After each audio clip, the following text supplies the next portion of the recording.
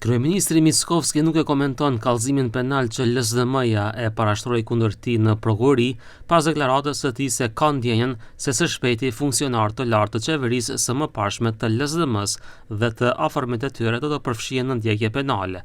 Thotë se nuk do të donte të ndikonte në vendimin e prokurorisë. Јас не би сакал со моја изјава по ниту една основа да влијаам врз одлуката на обвинителството, а визави кривичната пријава која што ја поднесе СДСМ, што се однесува за чувствата, мислам дека премногу чувствителни станавме периодот, сега да се фокусираме на вистинските нешта, и вистинските нешта се безкомпромисна борба против криминалот и корупцијата и напорна работа за подобра иднина на македонските граѓани.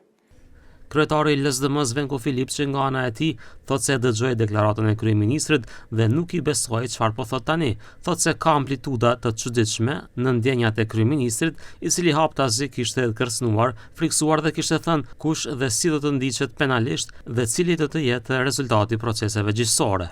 Наеднаш не чувствува ништо. Чудни амплитуди во чувствата, постепено се зголемуваат и наеднаш исчезнуваат. Прво премиерот треба да знае и сакам да му порачам. Доколку знаел што се случува со пријавата, тогаш има кривична одговорност.